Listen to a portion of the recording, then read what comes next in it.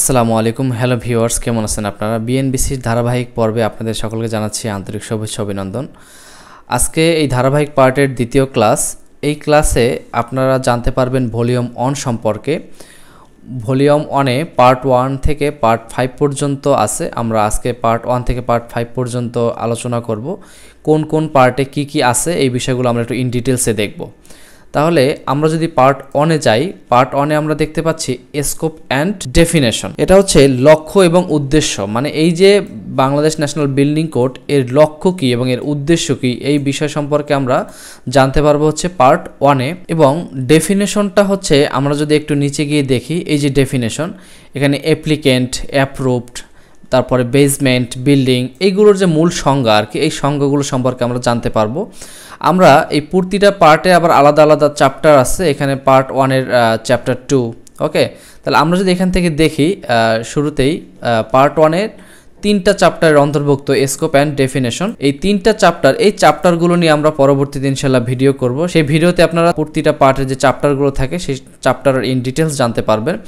আমরা যদি ডেফিনেশন সম্পর্কে একটু ধারণা নিতে চাই, তাহলে ডেফিনেশনটা আসলে কি? ডেফিনেশন হচ্ছে অ্যাপ্লিকেন্ট, তারপর হচ্ছে আর্কিটেক্ট, হ্যাঁ, মানে কাকে আর্কিটেক্ট বলে, তারপর হচ্ছে বেসমেন্ট কাকে বলে বা এর সংজ্ঞাটা কি, বিল্ডিং কাকে বলে, এই বিষয়গুলো সম্পর্কে আমরা ইন ডিটেলসে জানতে পারবো। এরপরে আমরা যদি পার্ট 2-এ যাই, এখান থেকে আমরা দেখতে পারবো হচ্ছে অ্যাডমিনিস্ট্রেশন অ্যান্ড এনফোর্সমেন্ট। এটার মানে হচ্ছে প্রশাসন এবং প্রয়োগ, এই বিষয়গুলো সম্পর্কে আমরা ডিটেলস জানতে পারবো।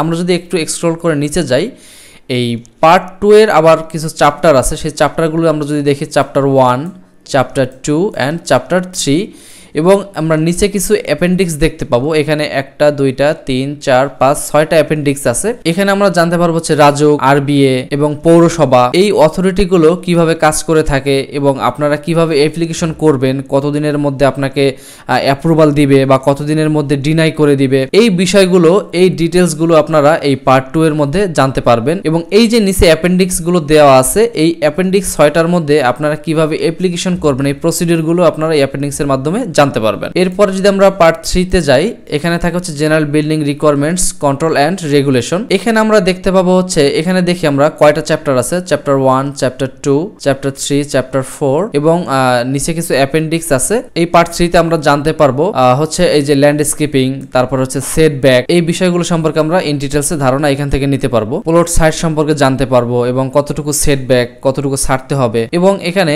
Occupancy category ABCD। এরপরে পার্ট 4-এ থাকতেছে ফায়ার প্রোটেকশন সম্পর্কিত বা যে নিয়মগুলো, সেগুলো আমরা জানতে পারবো। নর্মালি এখন ঢাকা বলেন, ইন্ডাস্ট্রিয়াল এরিয়া বলেন, সব জায়গাতেই ফায়ার প্রোটেকশনের অনেক গুরুত্ব দিয়ে থাকে।